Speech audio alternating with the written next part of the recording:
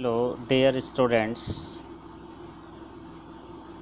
Class 10th science chapter 11 physics part 4 लेकर मैं फिर से आज हाजिर हूँ।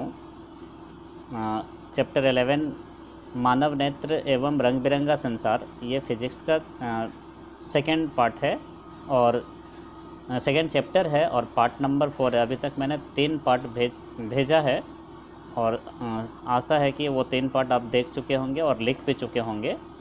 आज चौथा पार्ट शुरुआत करते हैं हम। पहला है टॉपिक प्राकृतिक परिघटनाएं, नेचुरल फिनोमेनाज।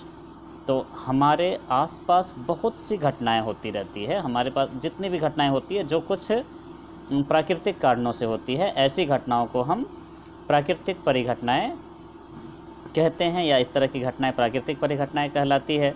जैसे इंद्रधनुष का बनना, आकाश में तारों का टिमटिमाना, आकाश का नीला दिखाई देना, सूर्योदय एवं सूर्यास्त के समय सूर्य का रक्ताभ प्रतीत होना, ये सारी की सारी घटनाएं जो अपने आप घटती है, जिसमें मानव का लेस मात्र का भी योगदान नहीं होता है, वैसी घटनाओं को प्राकृतिक परिघटनाएं कहते हैं।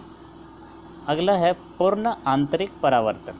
ये देख रहे हैं, पूर्ण आंतरिक परावर्तन, टोटल इंटरनल रिफ्लेक्शन। पूर्ण आंतरिक परावर्तन एक प्रकाशीय परिघटना है।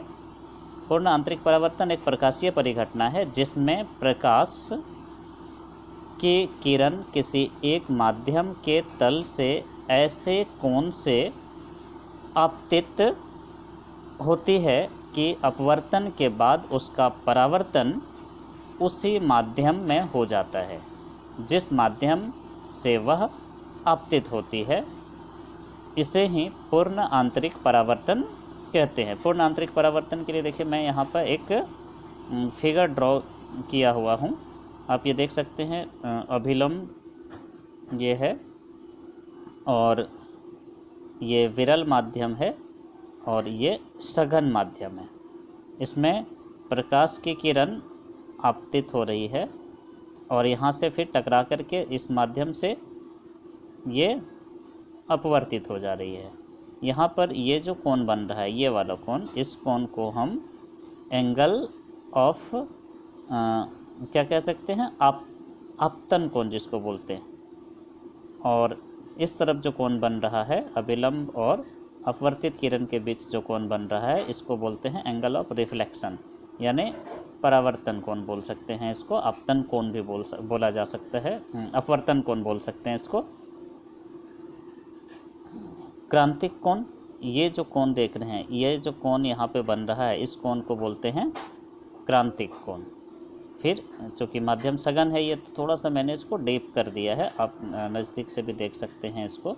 ठीक से फिगर को आप देख लीजिए और इस फिगर को ड्रॉ भी करना है आपको। क्रांतिक कोण का डेफिनेशन देखेंगे यहाँ पर। क्रांतिक कोण क्रिटिकल एंगल, वह आपतन कोण जिसका अपवर्तन कोण का मान 90 डिग्री या उससे अधिक हो, उसी को क्रांतिक कोण कहते हैं। आप पीछे देखे थे ना, क्रांतिक कोण का जो एंगल हम ड्रॉ करके दिखाए थे वो। किसी माध्यम में पूर्ण आंतरिक परावर्तन होने की शर्त क्या है? तो शर्त है, पहला नंबर कि प्रकाश की किरण अधिक अपवर्तनांक से कम अपवर्तनांक के माध्यम की ओर प्रवेश करे, अर्थात सघन माध्यम से विरल माध्यम की ओर प्रवेश करे। दूसरा इसका शर्त क्या हो सकता है? आपतन कोण का मान क्रांतिक कोण से अधिक हो। फिर है वायुमंडलीय अपवर्तन, एटमॉस्फेरिक रिफ्रैक्शन क्या होता है? What is the atmospheric refraction? तो इसमें देखेंगे, हमारे वायुमंडल में वायु की सामान्यतः 2 परतें होती है। एक जो है वो होती है गर्म वायु की और दूसरी होती है ठंडी वायु की परतें, जो मिलकर 2 भिन्न भिन्न अपवर्तनांक का माध्यम बनाती है। गर्म वायु हल्की होती है जो ऊपर उठ जाती है, और गर्म वायु चूँकि हल्की होती है ऊपर उठ जाती है तो उसका अपवर्तनांक भी कम होता है। और ठंड वायु भारी होती है और वह पृथ्वी की सतह की ओर रहती है, जिसका अपवर्तनांक भी अधिक होता है। यानी याद रखना है कि गर्म वायु का अपवर्तनांक कम होता है और ठंडी वायु का अपवर्तनांक अधिक होती है। ठंडी वायु सघन माध्यम का और गर्म वायु विरल माध्यम का कार्य करता है। इससे होकर गुजरने वाली प्रकाश की किरण में अपवर्तन होता है और इसे ही हम वायुमंडलीय अपवर्तन के नाम से जानेंगे। अगला है तारों का टिमटिमाना, ट्विंकलिंग ऑफ स्टार्स। वास्तव में तारे टिमटिमाते हैं या नहीं, ये जानना है इसमें, क्योंकि छोटे में हम ये जानते थे कि तारे टिमटिमाते हैं, पर कुछ प्राकृतिक घटनाएं जो घटती है उसके तहत आपको पता चलेगा कि तारे टिमटिमाते नहीं हैं। तारों के प्रकाश के वायुमंडलीय अपवर्तन के कारण ही तारे टिमटिमाते हुए प्रतीत होते हैं। 2 बार प्रतीत लिखा गया है, आप इसको एक ही बार लिखना, प्रतीत होते हैं। पृथ्वी के वायुमंडल में प्रवेश करने के पश्चात पृथ्वी के पृष्ठ तक पहुंचने में तारे का प्रकाश निरंतर अपवर्तित होता है।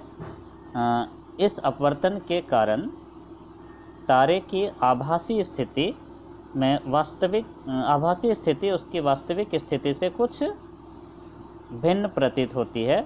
अतः तारे की आभासी स्थिति विचलित होती रहती है तथा आँखों में प्रवेश करने वाले तारों के प्रकाश की मात्रा झिलमिलाती रहती है, जिस कारण तारे जो है हमें टिमटिमाते हुए प्रतीत होते हैं। अगला क्वेश्चन या अगला टॉपिक आपका है कि ग्रहों का टिमटिमाते हुए प्रतीत नहीं होना या टिमटिमाते हुए नहीं दिखाई देना। ग्रह तारों की अपेक्षा पृथ्वी के बहुत पास होता है और इसलिए इन्हें विस्तृत प्रकाश स्रोत की भांति माना जा सकता है। यदि हम ग्रह को प्रकाश की अनेक बिंदुओं का संग्रह मान ले, प्रकाश जो ग्रह है जैसे सूर्य हो गया, चंद्रमा हो गया, ये सबको अगर हम एक संग्रह मान ले बिंदुओं का, तो सभी बिंदु साइज के प्रकाश स्रोतों से हमारे नेत्रों में प्रवेश करने वाले प्रकाश की मात्रा में कुल परिवर्तन का जो औसत मान होगा वो लगभग 0 होगा, नहीं के बराबर होगा, 0 हो जाएगा। और यही कारण है कि ग्रह टिमटिमाते हुए नहीं दिखाई देते हैं, जबकि तारा अधिक दूर होता है ना, और अधिक दूर होने के कारण उसको प्रकाश के अनेक परतों से वायुमंडल के अनेक परतों से गुजरना पड़ता है, और अनेक परतों से गुजरने के कारण ही उसमें टिमटिमाते हुए वो प्रतीत होता है और ग्रह टिमटिमाते हुए प्रतीत नहीं होते हैं। अगला है सूर्योदय होने के पहले एवं सूर्यास्त होने के बाद भी सूर्य का दिखाई देना। जैसे सूर्योदय होने से पहले आभास होने लगता है और सूर्यास्त के बाद भी आभास होते रहता है कि सूरज उगा हुआ। इसका क्या कारण है? तो पृथ्वी की वायुमंडल में जैसे जैसे हम ऊपर जाते हैं तो वायु हल्की होती जाती है, और सूर्योदय होने के पहले एवं सूर्यास्त होने के बाद सूर्य से चलने वाली किरणें पूर्ण आंतरिक परावर्तित होकर हमारी आँखों तक पहुँच जाती है। जब हम इन किरणों को सीधा देखते हैं तो हमें सूर्य का एक आभासी प्रतिबिंब क्षैतिज से ऊपर उठा हुआ हमें प्रतीत होता है या दिखाई देता है, जबकि सूर्य उस समय वास्तव में क्षैतिज के नीचे होता है। क्षैतिज समझते होंगे, ये पर्यायवाची शब्द है पृथ्वी का। वास्तविक सूर्योदय, तो वास्तविक सूर्योदय का अर्थ है सूर्य का वास्तव में क्षैतिज को पार करना, इसको वास्तविक सूर्योदय कहेंगे। सूर्य की आभासी स्थिति क्या होती है? अगला टॉपिक मेरा है सूर्य की आभासी स्थिति।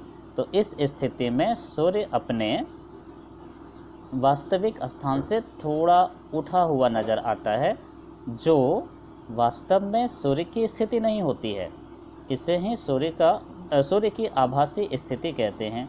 ये जो घटना है, यह घटना भी ठीक उसी तरह होता है जब हम किसी शीशे की ग्लास में पानी डालकर उसके तल पर एक सिक्का रख देते हैं और उसको देखने की कोशिश करते हैं, सिक्के को देखते हैं, तो वह सिक्का हमें वास्तविक स्थान से थोड़ा ऊपर उठा हुआ दिखाई देता है, और ये भी जो होता है वो भी प्रकाश के अपवर्तन के कारण ही होता है। इसका एक घटना और भी है, इंद्रधनुष का बनना। तो वर्षा होने के पश्चात ही हमें, जब भी वर्षा होती है और उसके जब धूप उगता है तो उसके बाद ही हमें इंद्रधनुष दिखाई देता है। इंद्रधनुष आकाश में जल की सूक्ष्म बूंदों में दिखाई देने वाला स्पेक्ट्रम है। जब जल की किसी बूंद से होकर सूर्य का प्रकाश गुजरता है, जल के बूंद से होकर अगर सूर्य का प्रकाश गुजरता है तो प्रकाश का परिक्षेपण होने के कारण इंद्रधनुष बनता है, जिसमें सूर्य से आपतित प्रकाश को ये बूंदें अपवर्तित तथा विक्षेपित करती रहती है, और इसी के तत्पश्चात जैसे विक्षेपित करती तो तत्पश्चात इसे आंतरिक परावर्तित करती है, और आंतरिक परावर्तित जैसे ही करती है, आंतरिक परावर्तन जैसे होती है, तो जल की बूंद से बाहर निकलते समय, जब ये जल के बूंद से बाहर निकलता है तो उसी समय प्रकाश को पुनः अपवर्तित करती है, और जब अपवर्तित करती है तो इस स्थिति में जल की वह बूंद प्रिज्म की तरह कार्य करता है, और जब प्रिज्म की तरह कार्य करता है तो परिणाम स्वरूप हमें विपरीत दिशा में इंद्रधनुष बनता हुआ दिखाई देता है। क्योंकि हम जानते हैं प्रिज्म से जब भी कोई प्रकाश की किरणें गुजरती है तो वो अपने अवयवी रंगों में विभक्त हो जाता है। सूर्य प्रकाश के साथ भी वही होता है, क्योंकि प्रकाश की किरणें जो है बूंदों में, जो हवा में अटकी हुई छोटी छोटी बूंदें होती है, उससे जब प्रकाश की किरणें गुजरती है तो वो बूंद भी प्रिज्म की भांति कार्य करती है, जिस कारण हमें इंद्रधनुष दिखाई पड़ता है। और इस